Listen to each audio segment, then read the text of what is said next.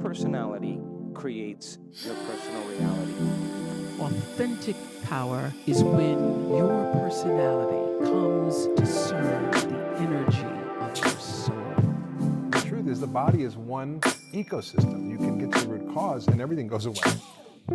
Thank you for tuning in to the Reconditioned podcast. I'm Lauren Vaknine. I'm a health writer and holistic wellness coach. And my own journey from disability to remission taught me that wellness through a mind-body approach can take time when we don't know where to begin.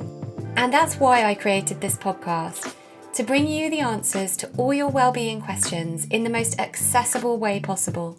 Whether you're suffering from chronic illness, raising children in a world of conflicting information, or you simply want to feel empowered and motivated to become the best version of yourself, join me along with expert guests as we uncover the most actionable ways to recondition ourselves back to wellness.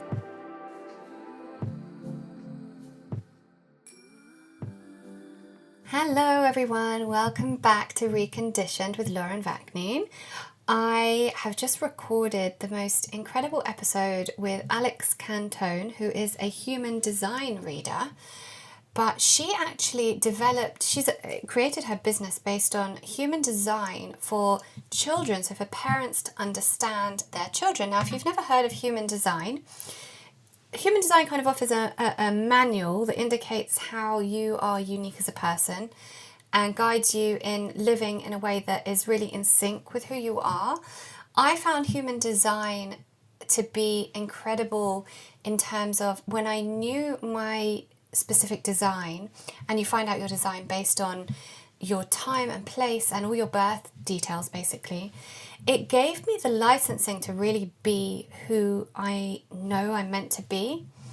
And I felt, and I'd always wanted to do for a while, I'd wanted to do an episode with a human design reader, but I don't know why I'd put it off, but then I understood when I came across Alex on Instagram that it was because that was the angle I was meant to take, that I was meant to talk to you guys about human design in the way of how we use it to parent our children, understanding our children's own uniqueness and being given the tools to parent them in the way that they need to thrive. I mean, what a gift is that? Such a gift. And I'm so excited for you guys to hear this episode. Alex was kind enough to actually do the charts for my whole family. And what she did was give a live reading for me and Braxton, because we couldn't do it for all four of us. And as Braxton's my biggest challenge, we thought it would be great if she could help me and give me the tools to understand him and how to parent him in the most effective way. So she actually did a live reading. And by doing that, it will give you a better understanding of what human design is and how you can use it to implement it into your parenting, and kind of give you those tools to cultivate your child's authenticity and uniqueness. There was so much more we could have gone into, because Alex actually wanted to go into more stuff about me and my childhood, because she said that in order to be the best parent, you have to understand yourself and how you were parented. So there was a lot we did some of that. There was a lot that we couldn't get onto because we just didn't have the time. But it's super interesting, super expansive, and I think you're going to love it. So I really hope you enjoy. And if you do enjoy it, please let me know, get in touch, rate, review, and subscribe, because that really helps other people to find the podcast and find these episodes that might help them in their journey towards reconditioning. Alex has also very kindly offered a discount code for people who would like to have a reading with her and have their children's charts drawn up. So please head over to the show notes to access that discount code. Hope you enjoy the episode.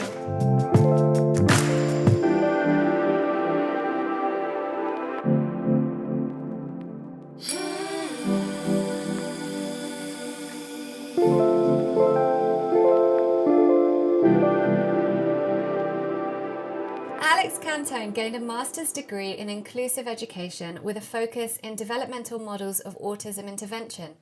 Always feeling as though she wasn't quite designed for the mainstream school system and upset to have fallen through the cracks, she came across human design as a concept which opened everything up for her in terms of how we understand ourselves.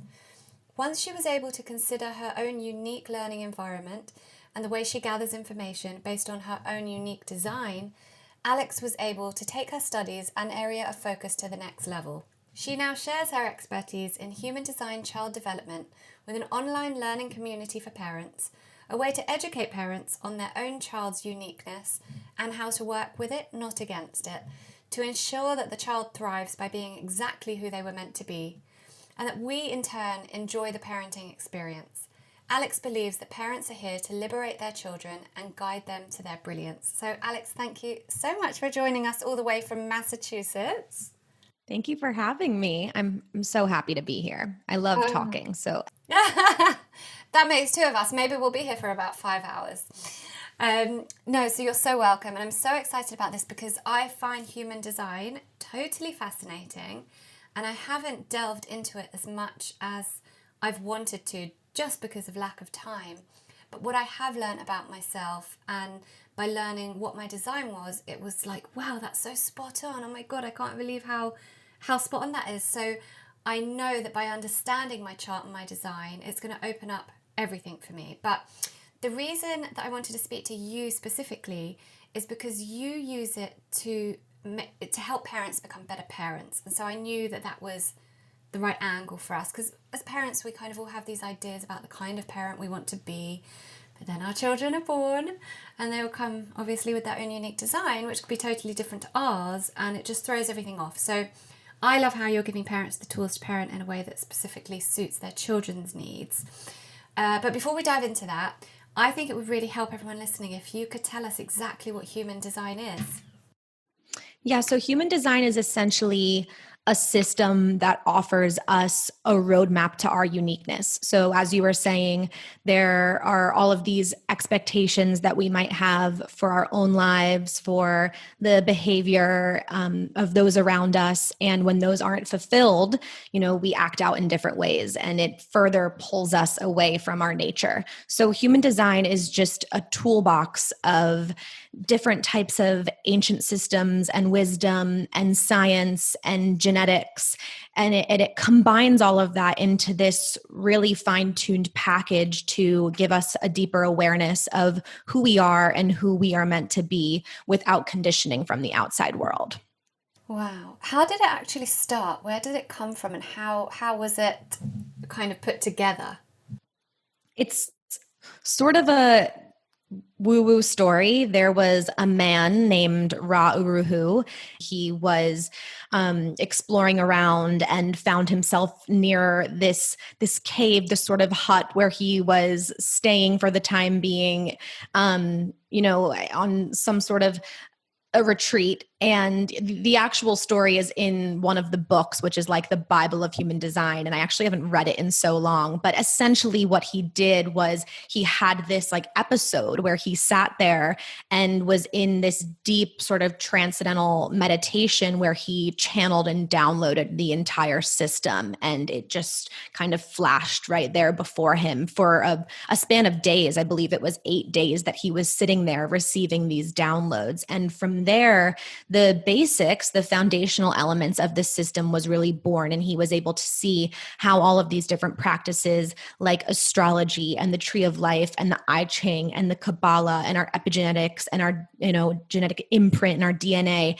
came together to combine to create the essence of who our soul chose to be and what sort of lessons and work it chose to play out in this lifetime that we have. So how you assess your human design and find your human design, what's funny is often people who are brand new come and might say, oh, well, how do I take the quiz to find out what type I am? And it's important to understand that this isn't a personality typing quiz that changes over time. This is something that was given to you, like I said, a map of your uniqueness that was imprinted into you based on the exact time and place that you were born. So it all has to do with your exact time of birth and the location and exactly where you were when you were born, and that essentially tells us the roadmap to how you're meant to play out this life experience. It's just fascinating. What I like about human design is that I think in society we've come to accept that we have to abide by certain ways of being, even if that doesn't necessarily align with our true authentic selves. And what I found with human design, even though, as I said, I haven't really delved yet, I haven't had a reading, I just kind of got my basic chart. What that did for me was almost give me the licensing to be who I know I am. And all these things I know about myself already, but sometimes I don't allow myself to fully be that because I'm not supposed to. Or this was like, it gave me the licensing to be okay with that. Yes, this is you, and this is authentically you, and this is who you were put on this earth to be. So go do you, So that's what I love about it. And I like on your website how you spoke about how you didn't feel like school was a place for you, but you tried to blend in. Because I know so many of us feel like that. And you wrote, many highly intelligent and capable children slip through the cracks because their genius is not nurtured with an aware, fertile environment around them. They are forced into a system that does not consider their unique learning needs, and the child is forced to adapt to the herd rather than learn and evolve into their own unique, intelligent selves. I'd like you to talk about this more because I'm a huge fan of holistic education just for this very reason, because I feel like we don't nurture our children's personal strengths. We kind of just focus on the curriculum and their weaknesses as opposed to their strengths. So can you elaborate on that a little bit? Yeah, I think that this like mission or intention sort of stemmed from my previous experience before I started the business, because I went to school to be a teacher, and I knew from a very young age that in some capacity I was meant to, and I was going to work with children and families. I mean, from 5 years old, I was telling my mom, I want to teach parents how to be good parents. And she was like, I don't understand what that means. But looking That's back, amazing. It's so amazing. I truly feel like I knew what I was meant to do right off the bat, And along the way, I felt that it seemed that due to the system, the only avenue to go down was to become a teacher, right? That was the only way to help children, help families. And that's the path that I chose. So I kept finding myself, and I tell this story often, in different educational settings. I've been in public schools, I've been in private schools, I've been in Montessori environments, even the ones from so rigid and classic as we know to be the public education system, to the places that, and I'm not going to, give any systems or the more natural ones a bad reputation, because I really don't believe there's anything like good or bad, but the ones that claimed to honor a child's uniqueness more. But I saw the same common thread, no matter where I was, from one end of the spectrum to the other and everything in between.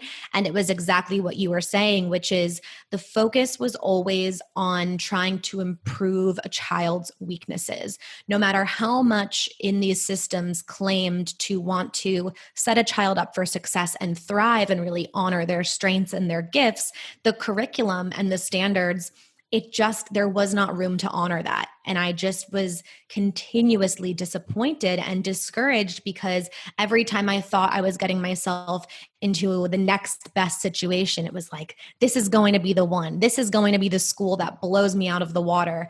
And we're just so homogenized, we're so stuck in the same cycle of trying to do things the way that they were imprinted into us, that even if we are well-intended, it can be such a challenge to pull away from that understanding of, or even just the concept of, what if we focused less on trying to improve or help a child where they were struggling, and instead we just fully focused on what it was that they loved to do so much. But even I say that out loud, and there's part of me that kind of winces, and I'm like, but is it possible? Because it's so deeply ingrained in us to have to improve the things that are our weaknesses. And I think that the education system, at least maybe not the system itself, but the people who are being exposed to it in our generation, and the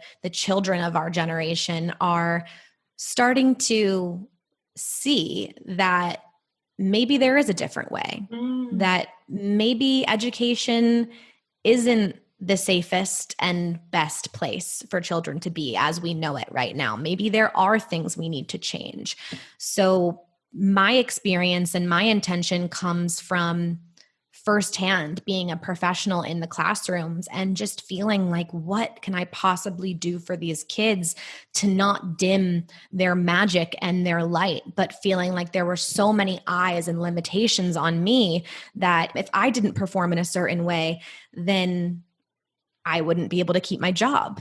So I had to choose. Do I stay in this job or do I leave? And I did what most don't do, and I left, and I decided to start doing it my own way, because for me, I was doing a disservice not only to myself, but to children and families by continuing to allow myself to behave under the lens of a system that I just simply don't resonate with, regardless of what other opinions say. Well, credit to you, because most people, like you say, wouldn't do that. And it's people like you who make change happen. And I totally agree with everything you say. I mean, one of my idols, because I'm a bit of a geek like that, was Sir Ken Robinson, who just recently passed, the education guru, who kind of, I learned so much from his books about education. And I'm such a big believer that we need to nurture our children's strengths, not their weaknesses. So moving on to that, you have very kindly offered, instead of us talking through how human design works with our children, you have offered to read my family's charts so we can be a live example of how this works. And just to clarify, what Alex does is there are human design readers out there that read your charts. What Alex specifically does is read your child's charts against your own to enable you to parent in the best way possible for your child's unique persona. So Alex has offered to read our charts so that we can do this live reading, and hopefully it will really open up everything about what human design is and how we can use it to be better parents. So yeah, I'm so excited about this. So let's go. Let's do it. So the thing I want to kind of start out with is saying that something that's so important, because a lot of times you go to my website, you see my offerings, you see something called a child chart reading. And a lot of parents might assume that, oh, this is really only just meant for my child, right? So if I just have the instruction manual for them, that's going to give me all the answers I need. But like you said, having it side by side with your own child chart reading. So essentially what we did for you was create a child chart reading, which is all of the same information, just catered to your energetic blueprint. And that helps you. I mean, I always suggest, print them out or pull them up on your computer and have them side by side, because we go through things like daily living and bedtime routines, movement, and really, really practical information. It's not a lot of people deliver it in different ways, and I just choose to deliver it in like, what do you need to know for day to day? How does this child's energy and aura, dictate how they're meant to go into a restful night's sleep or nap or move or communicate? So what you can do is kind of take a time, go back in time and look at your child chart and look at all of the ways in which you were meant to be nurtured and honored according to your uniqueness and your nature, and see, what things did I miss out on? Because it's likely that a lot of the things that you missed out on are playing out in ways that you are trying to make up for in your child's lives. So you might see a lot of the things that you lacked are things that you're overcompensating for with your child. But where you're missing, the missing link for a lot of parents is that information in your child chart reading is not how you're meant to parent your child. It's how you're meant to parent yourself, so that your needs are taken care of, so that your child isn't supposed to be some reflection of your unmet needs or something that is a self-fulfilling prophecy because you have unmet needs and you don't have the tools to take care of yourself. So it's all well intended, because I really want parents to be so equipped to care for themselves from the lens of that inner child, that they can show up filter free when it comes to parenting their little one. That's just so profound, isn't it? Because that really makes us, it's so true. We can't be the best parents that we need to be if we don't understand ourselves properly and don't understand maybe what we were lacking in childhood or, wherever, in order to be able to become the best versions of ourselves. So yeah, I'm excited about that. So before we get started, can you just explain what the different, there's 5 human design types? Yes, there's 5 energy types. So Right. if you were to look at it sort of like the tip of an iceberg, the very tip is your type alone, right? So when we know the tip of the iceberg is only what we can see, there's so much beneath the surface that it makes us who we are on such a more differentiated, individualized level. So if the tip of the iceberg is the energy type, that's essentially how the world sees us, how we dance with the world, how we communicate with those around us, how our energy fluctuates and moves. And it does give us so much information about the way in which we're meant to relate with and behave and nurture and support our children, which is why I spend a lot of time focusing on energy type in the child chart reading. So the 5 types we have what's called our energy types. These are our sacral beings. So these are our generators and manifesting generators. And together they make up about 70% of the population. So they're really the majority. And that's kind of where we get like our drive and our life force and that go, like worker sort of energy that we know to be normal in, around us in society. And then we have what's referred to as our non-energy types. These are the beings who have undefined motor, sacral motor centers. So they are meant to operate in different ways. And all 3 of them have very unique auras, one being the manifester, which is the type that you are. And then we have the projector, which is the type that I am. And we have the reflector, which is the rarest of all. And they make up about 1% of the population, with manifestors being the second rare, making up about 3 to 4. And then we have projectors about 20%. So Wow. all of those numbers, we find that they actually are very accurate because we've done thousands of charts at this point, and you can see all the numbers are very accurate. But I do see an influx of projectors coming in more often, and manifestors too, because I do believe that projectors and manifestors might have it the hardest, just due to the nature of their aura and how different they are compared to how we're typically homogenized and conditioned to be and behave. And I'm a manifester, so it makes sense to me. Again, like I said, it gave me the licensing to be who I am, because it makes sense, because I've never fit in to any sort of paradigm. I've always had different views to the mainstream. I've always had different, even as a child myself, I was a difficult child for my parents to parent, because they couldn't understand me a lot of the time. So let's get started on this, because this is going to reveal so much. Yeah. So I actually want to ask you, you said they had a hard time parenting you. What were their biggest challenges? I was very intense. And I was labeled as difficult a lot of the time. So things that wouldn't bother other people would bother me. I was really, really a perfectionist. And I speak to my mum about this quite a lot. Obviously, I was diagnosed with arthritis just before my 2nd birthday. So I never knew life without a chronic illness. So could a lot of that be to do with that, and always feeling other, like I was on the outside? Or could it be just who I am, or a combination of both? Probably the latter. But I was very intense, and I think that's the easiest word to describe me.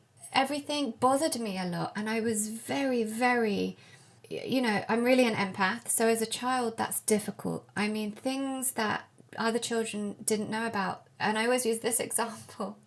When the Gulf War broke out, I was 6, and I was so obsessed by what was going on with the Gulf War, and so scared, because all I was hearing all the time was, this is going to be a world war. And, my family were in the Middle East, and, and I could have named all, Saddam Hussein and George W. Bush and, Colin Powell and all these people. I knew who they were, and I was 6 years old. And when on the day that the Gulf War ended, I cried with relief.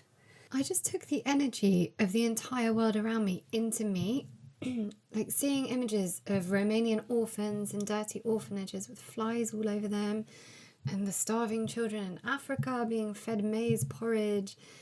These were images that stuck with me forever because I had no way of separating them from me. They were human and so was I, and so we were one, and I just couldn't fathom that this suffering was happening. I just couldn't deal with it. I felt energy, everyone else's energy, all the time, and I had no way of knowing kind of how to move it through me or out of me, or that it was even a thing. So the world just felt like a very daunting place most of the time. And the main point, I guess, I was highly sensitive, and it impacted pretty much everything I did, said, or felt. And I guess that's just not an easy thing for parents to try and manage. My mum is actually an empath herself, but her makeup is very much that she's an empath without being highly sensitive. So she's able to not worry about things that haven't happened yet, or things that are happening far away. She can just kind of remove herself from it, because you can't go through life not being able to remove yourself unless you want to go through life depressed. And I suppose what I can recognize now is that I suffered from anxiety, but that term wasn't available to us really in the 80s and early 90s. So the outcome was just, Lauren is difficult. Yeah, that makes sense. It's so interesting, because this is why I love the system. I have your chart pulled up, and as you're speaking, you're telling the story of your design, right? So you just don't have the words to put on, oh, this is because I'm this, this is because I'm that. But as you speak about your childhood, and that's why I always ask questions about the childhood, because it's so raw and real, because it's preconditioning. You know, that first 7 years, that's really when you're most impressionable. That's the purest you're ever going to be in your whole entire life. And it's before you have that sort of outward view of, oh, you know, I am separate from this and the world doesn't revolve around me. And, so to be able to speak from that little girl self and to identify words such as intense and difficult and challenging and empath and sensitive, I can feel whenever people are talking, and I kind of, because of some of my chart qualities, when people are speaking, I kind of see like colors and energy. So I see things differently. And I hear a lot of heaviness and almost like shame that's with those words that you're speaking when... Well, because I was almost, because my parents didn't understand me, because they were so different to me, and I have to give credit to my parents. And I think, most parents, we can say they do the best they can with what they've got. And my parents were dealing with me having an illness and my younger sister, and my mum worked full time and still did the cooking and, cooked a fresh meal every night and the cleaning and everything. And then when I would have, a complete meltdown because I was very high sensory as well. So there'd be a loud noise, or, very sensitive to smells, or to, I wouldn't go to fireworks parties, and Lauren's ruining the fun again because we can't go to this because Laura doesn't want to go to a party because there's going to be balloons and, all the stuff like that. So it's very hard to understand those things before you have an awareness of them. And, I've written a memoir, so I've really delved into myself. I've done a lot of inner child healing, so I can sit and talk about this almost in a third person way, because I'm looking at it almost from a bird's eye point of view, and I can talk about it quite openly. And I guess a lot of people haven't done that yet until you really delve, and it takes a long time to do that. Yeah.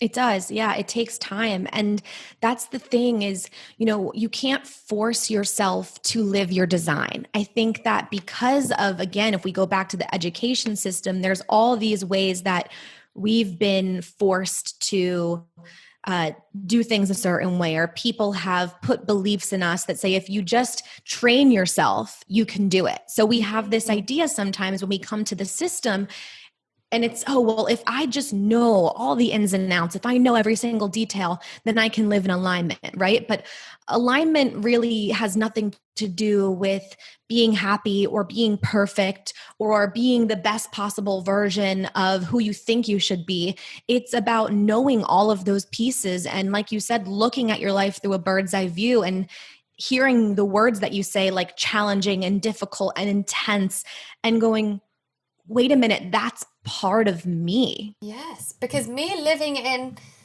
me living in so-called alignment would have been, okay, don't be so sensitive. I probably left out that word, which was probably the most important word. Don't be so sensitive and don't let these things bother you. That wouldn't have been me living in alignment, but it would have been me living in alignment as per what everyone else needed from me. Absolutely. So true. And that's so important to be able to separate those two things, right? What people think you should, how people think you should be and behave, and how you're really meant to be and behave. So to kind of like go back to your design, and what it says is the manifester, just again, that tip of the iceberg, the energy, the aura, I always describe it as sharp, as intense, and also very protective. So I love manifestors. My dad's actually a manifestor, so I grew up being parented by a manifestor, which was a very interesting experience.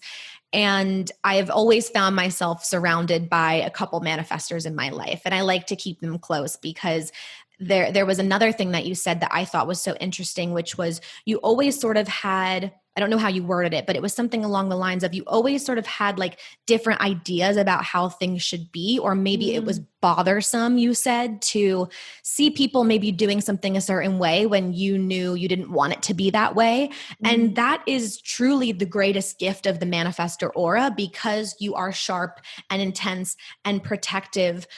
You're sort of meant to almost stand, if you look at like a wolf pack, and the leader of the wolf pack is never at the front. They're always at the back. So they're always the last one. So we say, oh, manifestors are meant to be not necessarily these leaders, but like the change makers, the freedom seekers, the people who break us free of the old systems and the chains. And it makes sense why you're so interested in this system, and that you're doing the line of work that you're doing, because you're meant to sort of kind of stand behind the pack and watch what the pack is doing. And then when it's time, you kind of swoop in and you're like, we have to go this way, and it's not by going in front of them and leading them, but more showing them collectively where they're meant to go and where they're meant to draw their attention towards. So all of those times that you may have been difficult or intense, those were more like cries for help or communication pleas of, can we do this way instead? And when the manifestor is not given the freedom and the space to really express themselves to the fullest capacity, which does require a lot of freedom and a lot of space, because manifestor is like, you are not meant to be told what to do. I would never sit with you and say, you need to do this, this, and that. I would never do that to anyone, but especially a manifestor. You might have found that when someone told you what to do, you almost wanted to do the exact opposite. Yeah. To be like, I don't want to, I'm not going to listen.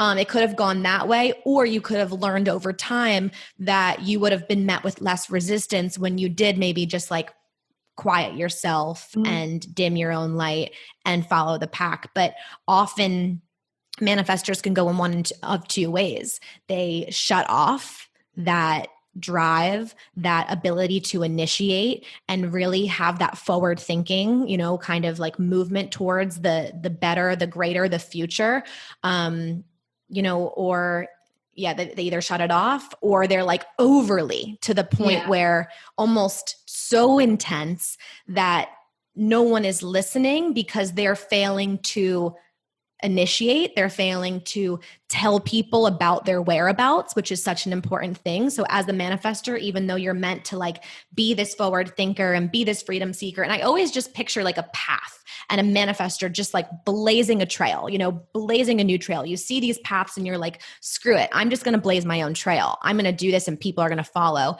But if you don't tell people where you're going, then no one's going to know how to find you.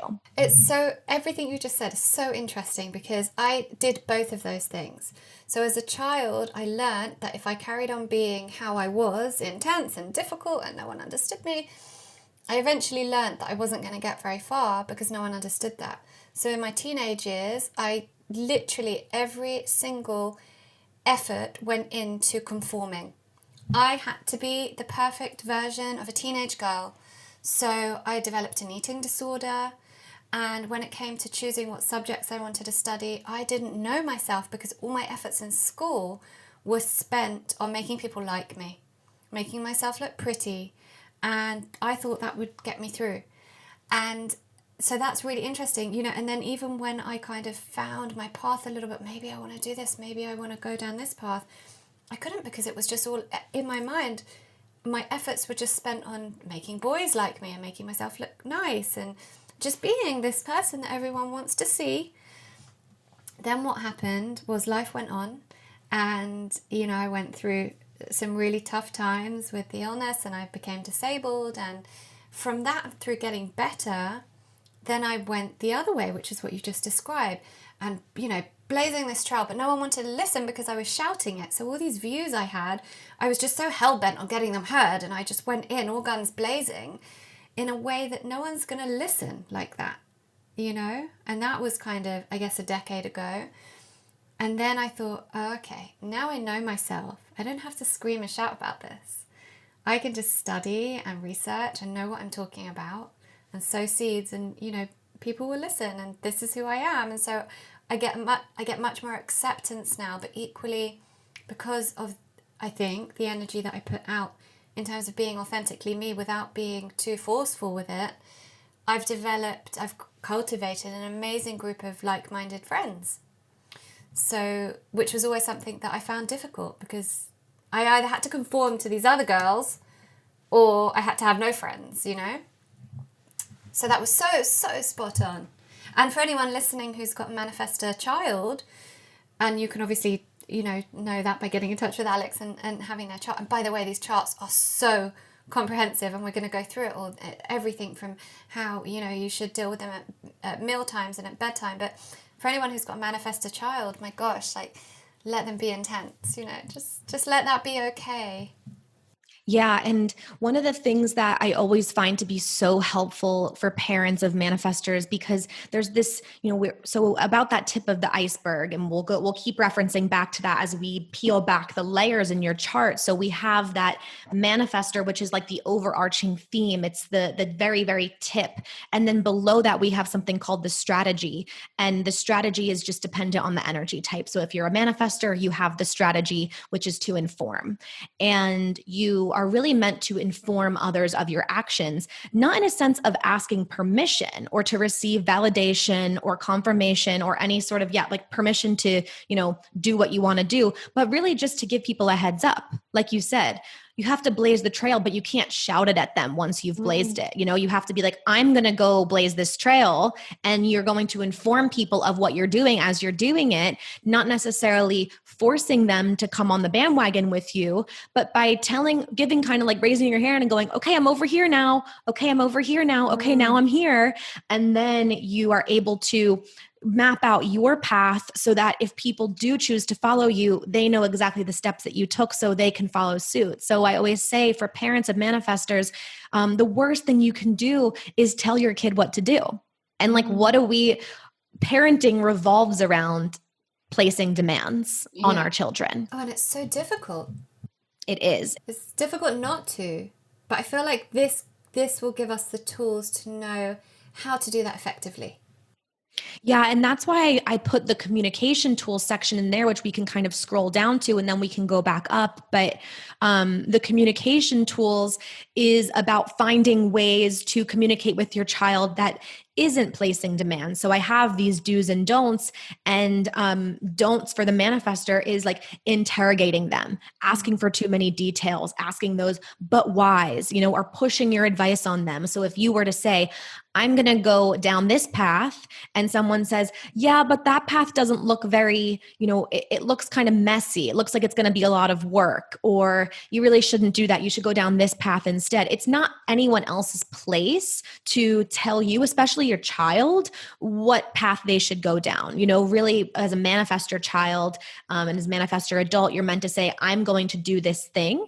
And then as long as it falls within the safety, of course, because we want to make sure that we're not just saying that you're not going to have a 3-year-old who's going, I'm going to go take a walk to the park. But you might have a 3-year-old who tries to leave the house as a manifestor because it's not hardwired in them to inform, to say, I'm doing this. They might just do it. So we have to figure out age appropriate ways for manifestor children to be able to inform parents and caregivers of their whereabouts, not so they conform and fit in, but more so that we can keep them safe. And I always say, let your manifestor push limits and let them go beyond your comfort zone.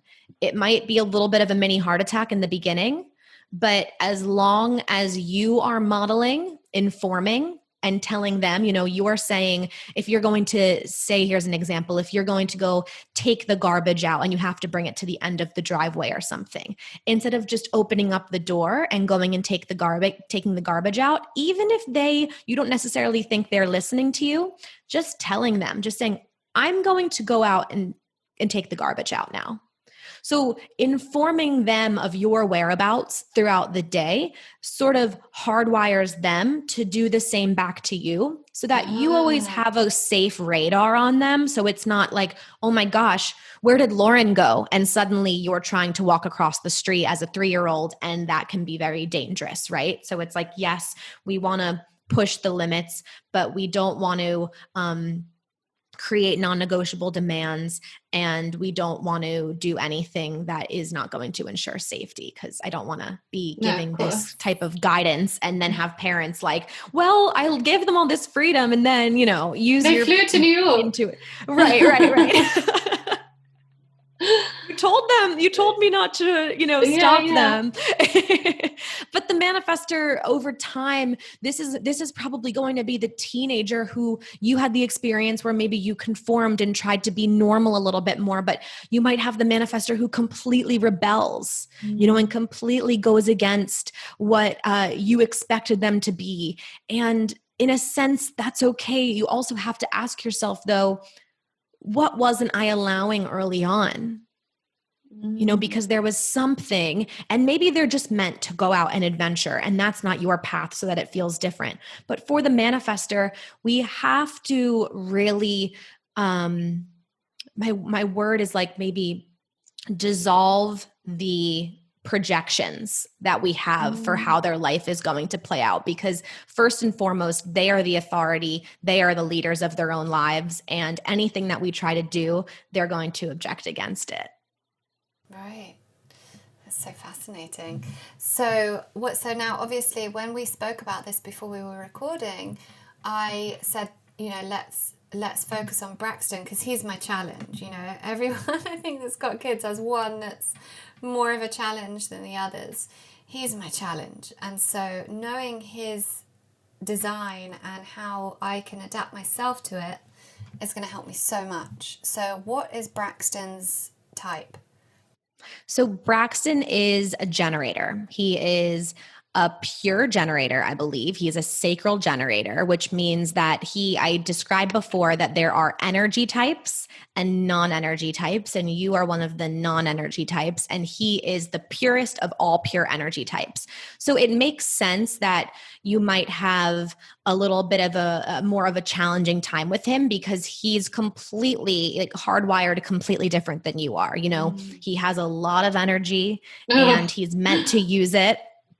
Yeah.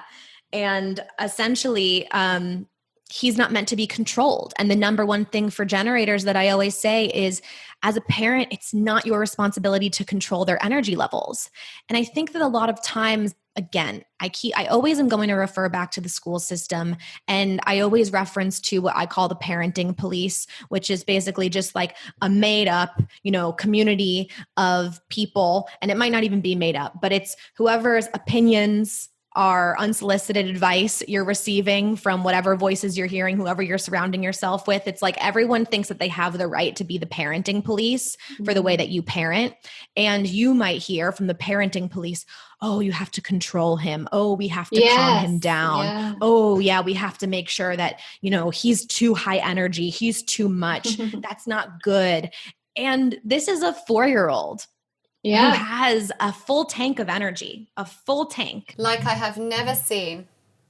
My mother-in-law has had 4 children and has 4 children and has 6 grandchildren, and has said she has never dealt with anyone quite like him in terms of his energy levels. And I am aware and I'm conscious when people tell him to calm down, or when I feel the need to tell him to calm down. Because sometimes it's bedtime and we're trying to wind down and get Vida ready for bed, and she's, all chilled lying on my bed watching TV, and he's jumping on the bed and trying to throw the pillows everywhere. And the thing is, it's, people have said, do you think he's ADHD or ADD? And actually he's not. Because you can see that in moments where and there are many of them, moments where he's engaged and he sits down, and the pediatrician that diagnosed his feeding disorder actually said, and our osteopath, who's medically trained, also said he's not in any way, he doesn't have any hyperactivity disorders, he's just got a lot of energy.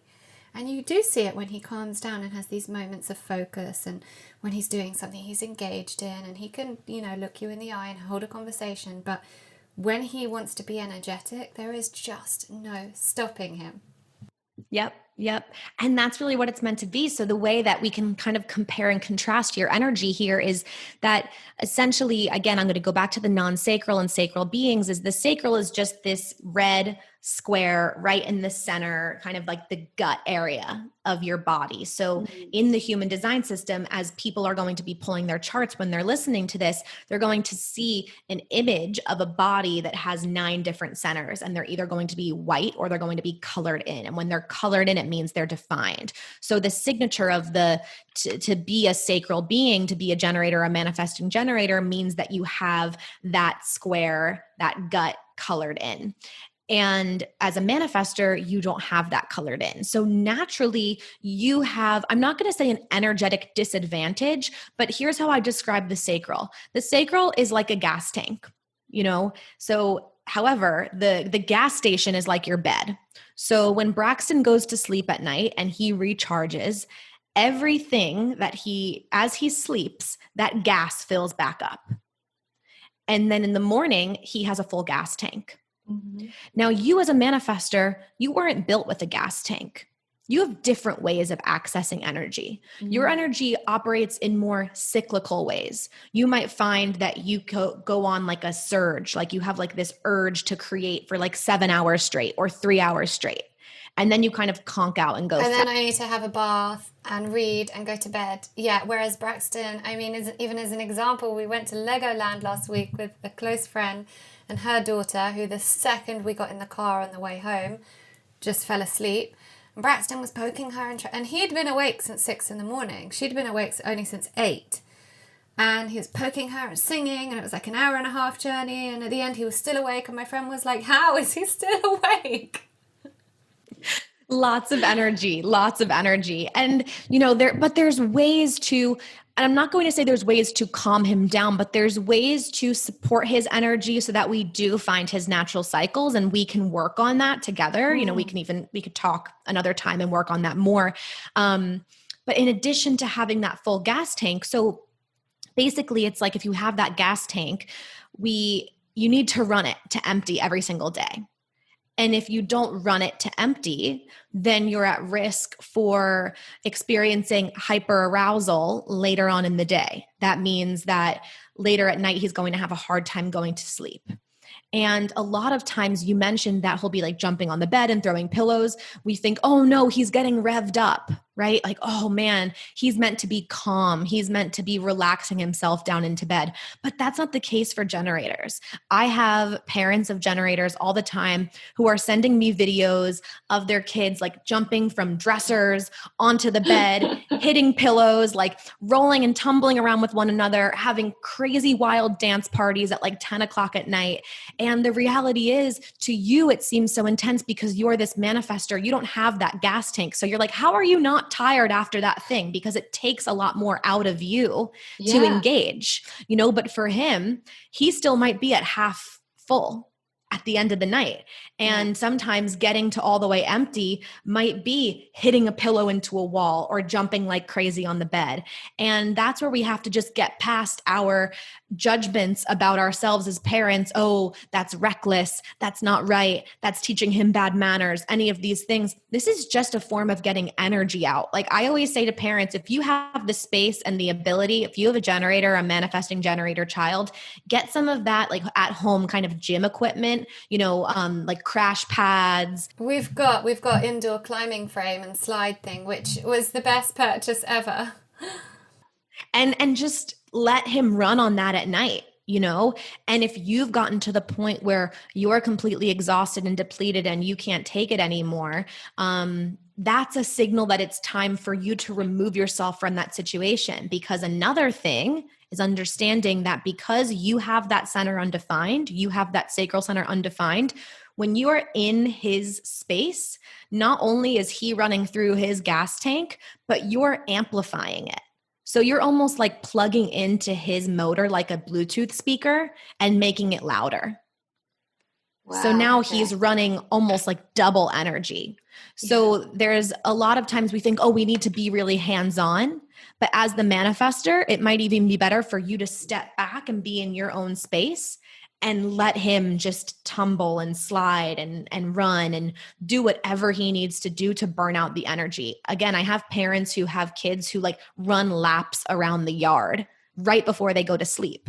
And sometimes the generator is just going to crash where they land. And then you could pick them up and take them to bed. But bedtime is going to look very different for these beings. And they also don't need as much rest as we do. Yeah, it's interesting because you did both my kids' charts and my husband's chart, and all three of them are generators, which is interesting, really, because it will explain if Daniel has more ease in understanding them, maybe, or which I'm not sure he always does, but it will be interesting as they get older if they relate to him in a different way to how they relate to me. Yeah, I would be interested to know too. And that's something that will unfold over time. I think just you might find that you befriend people who are manifestors just because it's a like-minded person to connect with, right? And I find that I connect with projectors very easily because we understand each other in a different way. So as a generator, he might just understand the mechanics of their energy differently. But again, it's just the tip of the iceberg. So not only is he a generator, but he has all of these other elements of his design. Each child has all of these other elements, and that really flavors the uniqueness of who they are. And there's all of these other things, these centers, these activations, these numbers, the colors, everything you see on the chart. That's like, there's a reason why he has this energy, and he has these defined motor centers. So let's go through some of those. Let's go through some of these elements. I mean, obviously the chart's very comprehensive. So why don't you pick the things that you find parents find most helpful to know or understand? Okay. Well, the number one thing, so after type, for adults, I always say go to your authority next. And that's like your decision-making process. So for you, your authority is called splenic. And ultimately that means that you're extremely intuitive. You have an in the moment kind of a snap knowing. There might be a voice, a little whisper in your ear that goes, do this thing. And you have to either act on it now or you might lose the inspiration down the road, right? The generator can either have an emotional authority or have something called a sacral authority. What we have for Braxton, all three, Braxton, Vita, and Daniel, your husband, they're all pure generators, which means they're all sacral generators, and their authority comes from their gut. So basically what our job to do for manifestors is like hand them opportunities on a plate as in options and go, do you want to do this or that? Sometimes open-ended things like, what do you want to do are too much. Because it's, how do I narrow it down, right? The generator needs something in front of their eyes to respond to, which might be very different for you as a splenic manifestor, because for you, you're like, I want the choice.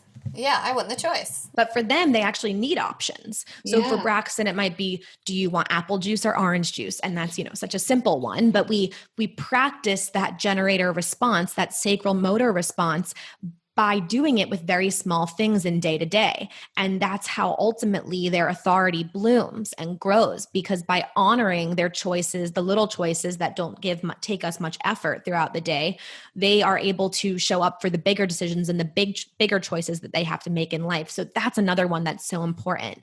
And then next to that, we have something called our profile lines. And the profile, if the So if the energy type is like the dance that you're doing with the world, and your strategy is more how you communicate and how others communicate with you, and then your authority is how you show up and make decisions and decide where you're going, then your profile is sort of like the costume that you wear when you show up. And the costume really, really flavors your energy. It's like the blanket we put over your energy. And everyone has two different flavors to their energy. So for you, you're a 2-4 profile. For Braxton, he's a 6-2 profile. So you both have the element of the second line, and there's 6 different lines. So whenever we're looking at the profile lines and we're looking at a child and we see 6-2, this means that 6, this is getting a little bit confusing here, but bear with me. The 6 line under 30 is going to be behaving as something called a third line. So ultimately, if you look at 6-2 for Braxton, he's 4, you're looking at it as like a 3-2. So I'll take you through a little trip through the profile lines, and it's sort of like building a home. So if we have the 1 line, the 1 is like the foundational person. Let's see if you have any 1 lines in here. Yeah, so we have Vita as a 5-1.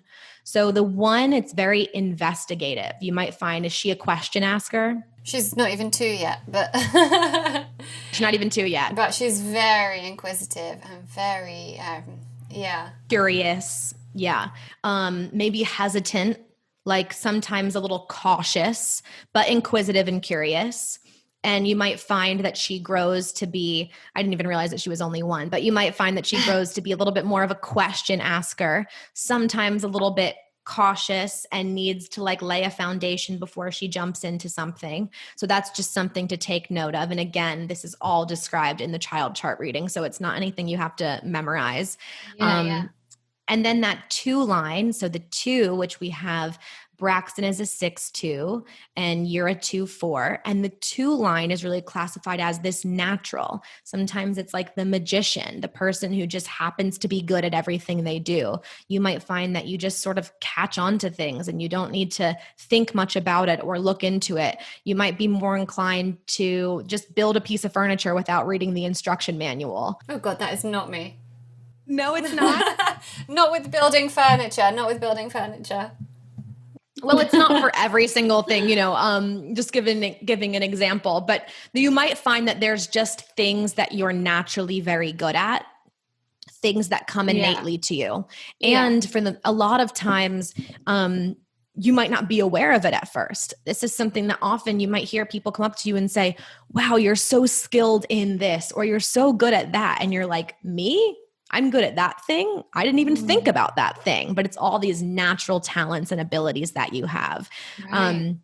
So that's part of Braxton's design and your design as well, is sort of not needing to, and this is where I find it challenging with school, is school expects us to behave like these first line beings who need to investigate, need to ask all the questions, need to dive into the information before they feel secure enough to move forward. Whereas a person who has the 2 in their profile might not always need to investigate, might not always need to have all the answers. They might just be able to jump into something and sort of try it out. And that brings us into that 3rd line. So we're thinking about Braxton here, even though he's a 6-2, we're looking at him as a 3rd line. And again, it's all going to make sense. I know it can be confusing for listeners who are like just getting into this, but this is a very important part, especially when it comes to parenting, because it's truly going to flavor their energy and give you so much more insight into how to support them. And that's why I put this in the child chart reading, to make it super easy. But we'll just focus on Braxton for, time purposes and whatnot. And being a 6-2, this means that he is behaving like this 3. This is the trial and error. This is another piece of where a lot of his energy comes from. He needs to dive into things. He needs to explore. He needs to experiment. He needs to get his hands dirty. He's collecting all of this information and is going to be collecting throughout, into adulthood. until he's 30, really collecting and trial and error and diving in and sort of like I call it like been there, done that energy, where he's like, all right, I got to dive into this thing. I'm done. I got to dive into the next thing. I'm done. And that can come off as hyperactive, high energy, because he has this naturally explorative and curious nature. He has to jump into action. He has to go get his hands dirty. And that's such an important part of his growth and development, is allowing him to trial and error, allowing him to fall and, get burned a little bit and then come out on the other end with a little bit of insight, because over time, he's going to become this amazing role model for others after he collects all of the information about what is correct and incorrect for him. And he'll be able to be a natural guide. So interesting. And the one thing I picked up on here on your bedtime recipe part of the chart, it says to co-sleep or not. And with Braxton, it says it's healthiest if they sleep in their own room away from... You have said, while you're entitled to make your own choices, etc., etc., your generator child could make sleep restless for you. And it's healthiest if they sleep in their own room. And it's so interesting because I'd had all these preconceived ideas about co-sleeping and having him in our room. And he was always such a bad sleeper as a baby. But when we put him in his own room, things got a little bit easier. He needed that space. And it was interesting observing that, because some of my friends who were really into co-sleeping and, the whole, our children need to be with us all the time. They were like, no, you can't do that. Children have to be with you in the room. They have to feel you. And I was like, well, but he's sleeping better without me there. So there must be something in that I need to pay attention to and observe. Yeah. And that's something that I always say. Again, that's why I preface it by saying you're entitled to make your own decisions. Yeah. And it's really, again, that's another opportunity to trial and error, is saying, well, it's sort of like, well, I don't care what the voices around me are saying. He's sleeping better on his own. Yeah. So, right. It's obviously, maybe it's benefiting whoever came up with the idea of co-sleeping and how that's helping them. And that may be great for some families. But if no one in the room is sleeping, then what are the actual benefits? Because if we know how important a healthy night's sleep is in releasing toxins and recharging and rejuvenating the body, then why would we go against what we know is actually allowing us all to have a good night's sleep? So for me, I'm like, why would we listen to, that's again, that like parenting police thing? Well, the parenting police are saying to co-sleep, right? And for the generator, it not only will it be challenging for him, but it will be hard for you too to get a good night's sleep if you're next to him. And that's that doesn't mean like. Right. So that's what's so important too, is just understanding. And this is very similar across all of the charts, as I say, a very similar thing, because really we're meant to be in our own energetic aura. We're meant to be in our own space. In fact, a lot of people who discover human design end up having a partner, and they end up getting 2 separate rooms and they sleep separately. And they make time to sleep together or be together, like intimate in their bed, but then they'll sleep separately. And it's because there's so much nurturing, natural nurturing that takes place, again, detoxifying, emptying out and clearing out of all of the energy that we take on throughout the day when we sleep in our own space and have that time to recharge. So everyone's entitled to their own decision. And if you don't know which decision is correct for you, there's a tool in human design for that. Tap into your authority. You have your intuition. You can say, okay, well, what does my spleen say? What do I intuitively feel like is the correct thing for me and my family and just for overall well-being? Let's move on to food, because obviously all parents are, this is a major subject for me, especially because of Braxton's eating habits, which I've tried to relax on. And my difficulty lies with wanting to support him by not driving him mad and not stressing him about food, being that he has this so-called feeding disorder and he just wants to eat the things he wants to eat, which is, like 4 or 5 things, and wanting to let him get on with that and not drive him mad, but balancing that with he's not getting enough nourishment from what he's eating. But generators generally, how would you manage food with generator children? Well, the first thing that I would say about for generators just with food, there's a lot more that tells us about eating than just the type alone. But for the generator, as we talked about, he has that sacral motor, which means he has that gas tank. He has a lot of energy that he's burning throughout the day. So he does need fuel, right?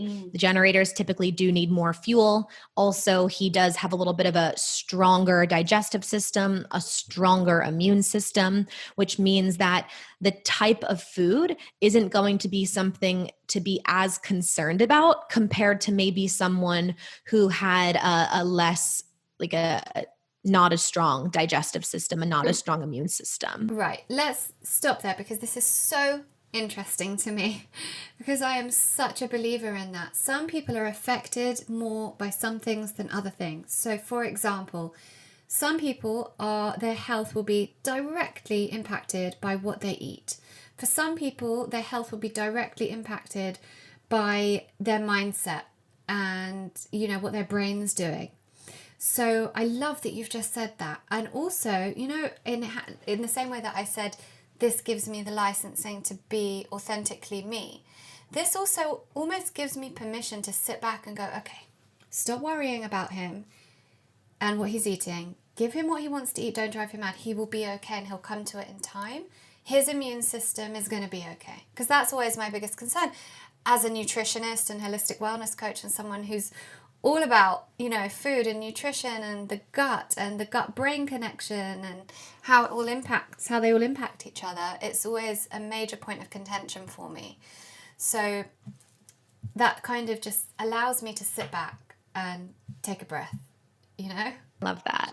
Yeah. I mean, I love that. Anything I can offer that allows a parent to take a deep breath and go, okay. Yeah, like a sigh of relief. Yeah. Yeah. And that's the thing. I would have to dig a little bit deeper. But everything that I see in his chart tells me that he has a strong stomach. He has a strong immune system. And that, like you said, the type of food that he's eating should be the least of your worries when it comes to this type of child. However, I will say that something that is very important for him is that he has autonomy over his food choices and that he is able to eat food when he asks for it because he needs to fuel. So there's an indication in his chart that tells us he does require fuel on a regular basis. So doesn't necessarily mean that he needs to have a consistent eating schedule, but he needs to stay satiated in order to properly run out that gas tank. In fact, being satiated, being full, having the amount of informational nourishment, and I say informational nourishment rather than nutritional input because I'm kind of coming up with my own definition of what it might be to have a nutritious diet for each individual. So I say informational input because I do believe that in addition to digesting food, we also digest information and energy, and it's just all one and the same. And he needs it consistently and he needs a lot of it. So beyond the type, what we actually do is we look at this one area of the design there's a aspect called the primary health system. And what the primary health system tells us is their unique digestive needs, how really often they're meant to digest food, what's going to keep their body functioning and operating and thriving in the shape and the form that it's meant to be in, and how they can make the best food decisions for themselves as individual beings. And I absolutely love this aspect of human design. This is one of my favorite things to nerd out on because it gives us so much information. And there's nothing more important to me than nourishing a child according to their uniqueness. It really sets their brain up for proper development. And it's never too early or too late to start nourishing your child according to their unique digestive system. Even though this is a more in-depth aspect of the human design chart, I include it in the child chart reading because I find it to be right next to energy type, the most important thing to focus on as a parent. Yeah, I really love this part of the chart and reading it. I think it just gives so much information and really gives us that permission to, you know, for me, just not forcing him to eat healthy, you know, the healthier foods that I want him to eat, which he's refusing. and just give him what he's asking for the moment, until he can one day hopefully say to me, right, I'm ready for that now because I didn't push it on him. And I think another interesting thing, that's something I've always stood by, is that we make children adhere to meal times, and they're not always hungry at meal times. So, and a lot of people are not into giving snacks, but I know that he needs snacks. He needs to be snacking in the day. So again, it's about acknowledging and observing our own child's unique needs, individual needs, and running with that. Absolutely. And again, it's like, if you feel that you should be depriving your children of food when they ask for it, or making them adhere to 3 square meals a day, I just challenge you to ask yourself why. What did you read? What did you hear? Who told you? And if you're questioning it and you feel like challenging it, then listen to that, right? Let yourself question it. Let yourself challenge it. Because it's so important that we're not just doing it because, some study told us that this was important. And if you do feel as a family that it's important to sit down at a certain dinner time and have dinner, which I did growing up and my whole family still does now, and I feel it's very important, but it doesn't always mean that everyone needs to be eating. If it's important for you to all sit down as a family, what aspect of that is important? Does it matter if you're all eating the same meal? Does it matter if everyone's eating? Or is your primary concern that that's the only time of day that you all get to engage? If that's the case, and meal time can't be a time for you to all sit down and do something together, how can you make time throughout the day at some point to all engage as a family and get that same sense of togetherness that you would get in a meal time, right? So there's always ways to adapt and to figure out how to make things work for a family. And I always just encourage you, keep digging, keep digging, keep digging. Ask yourself, why do I think I need to do this thing? Why do I need to adhere by this rule? Why do I feel like this thing is important? Is it because someone else told you it was, or is it because it's an actual concrete belief or value that you've come up with on your own?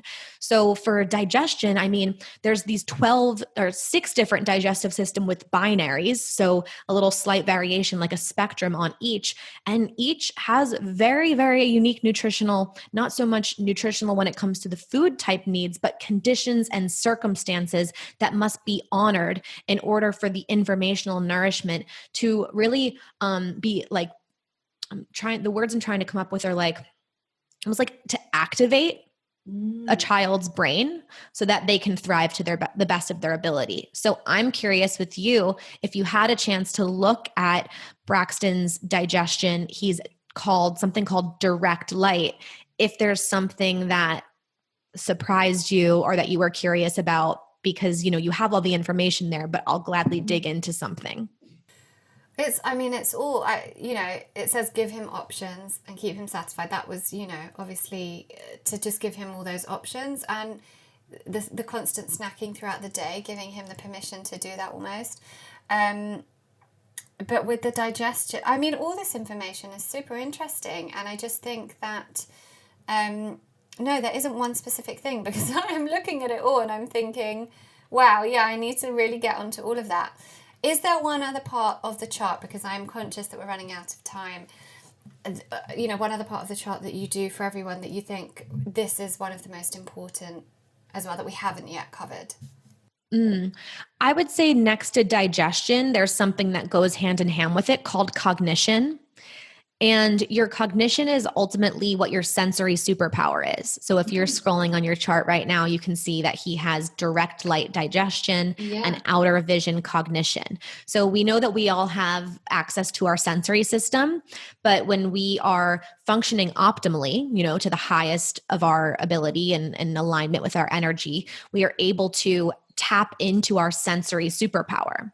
And each sensory superpower helps us dictate how to make correct choices for ourselves as far as food, relationships, just experiences, opportunities. It tells us so much about learning. It's one of the things that I always look at for setting up an aligned environment, whether it be for homeschooling, or just playtime, setting up the playroom to really activate the senses. And we have access to all the senses, but our primary sense is the one that we're going to mostly operate from, because we live in this linear kind of like, this one kind of space right now where we all think that we're just operating from what we see and what we hear, but really there's all of these other senses that we can discern and operate from that are just beyond what we can conceptualize right now. And I think that this generation, if honored, is going to have access to be able to tap in to these sensory superpowers in a way that we never even knew was possible. And they're going to show us new ways of communicating and being and behaving. And in addition to that, self-regulation. Right. If we can cultivate that and nourish it in them.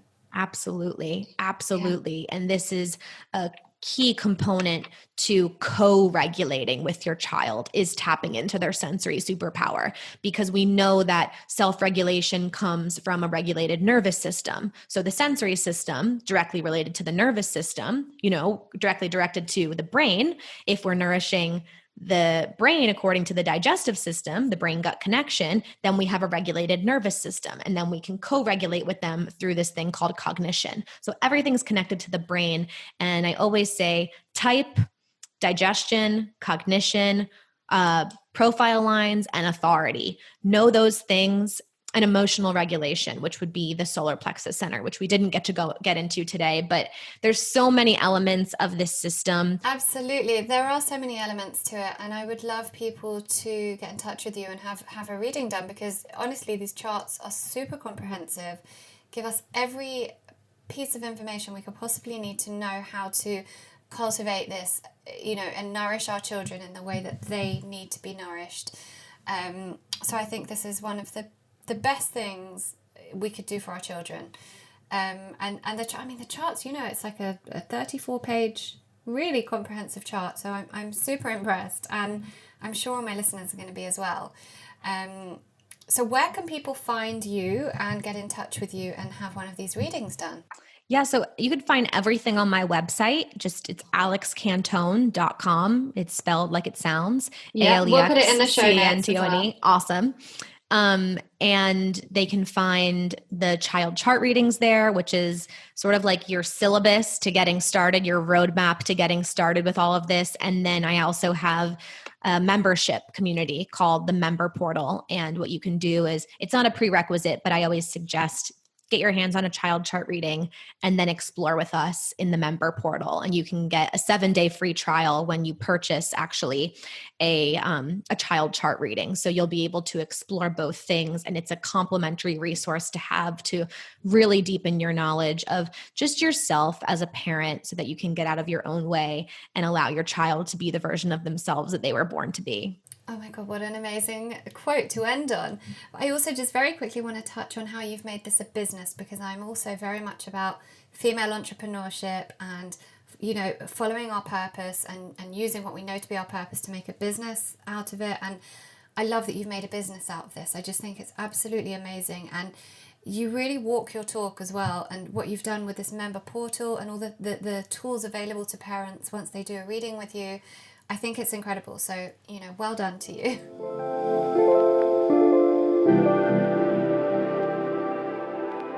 So I always end each episode with a little segment called All About You, where the listeners can get to know a little bit more about you personally. So very quick, snappy answers. I'm going to ask you 5 questions and just answer as quickly as you can. So what's one thing you could change about the education system? Freedom. More freedom to choose, to have a child-led curriculum and learning experience. Absolutely. Awesome. If you could give parents one piece of advice about raising children, what would it be? Focus on your energy and your needs. That's deep. What needs to change on a huge scale for the next generation of children to really thrive? Our attention to our child's natural genius and our ability to honor and trust them, honestly. Mm-hmm. Yeah, so true. Okay, and just a little bit of fun with the last two. If lockdown happened again and you were home and could learn one new skill because you couldn't go anywhere else, what would that skill be? Probably painting. I would love to just like have an easel in the corner over here and paint or something. I'm literally just about to start that. So Really? yeah, there's this lady who lives locally to me, and before lockdown I was meant to go there, and on Tuesday evenings she does these classes, and you like really for beginners, and she gives you all the equipment and you just start painting and she guides you a bit. And then obviously it was just before lockdown, so we couldn't. She's starting to do them on Zoom again. So I'm thinking of doing that on Zoom, or I might just wait until she does it, because I kind of wanted to be in the studio, you know, and just be out of my house, but we'll see. So I would say pottery if I could do that in my home, but I'll settle with painting because I don't know if I could do pottery in my house. Can you imagine? Can you imagine the mess? And I'm sure it doesn't always end up like that scene in Ghost. Right.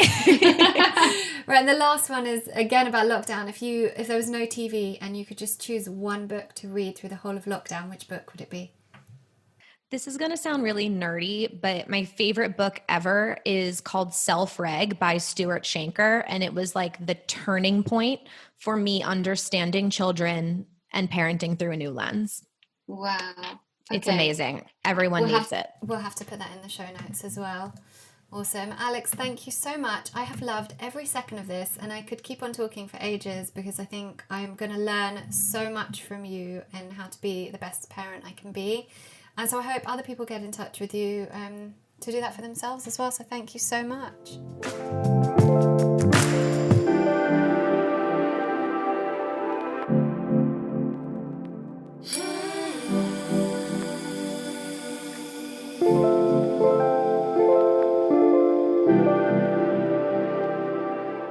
I hope you enjoyed that show. Alex has kindly offered listeners of the Reconditioned podcast a 10% discount for your entire child chart reading by ordering on her website and using the code Reconditioned10. That's RECONDITIONED 10, all in caps. This won't be offered or publicised on my social medias. It's only right here by listening to this podcast. So thank you so much, Alex. And I know you guys are going to get so much out of these child chart readings.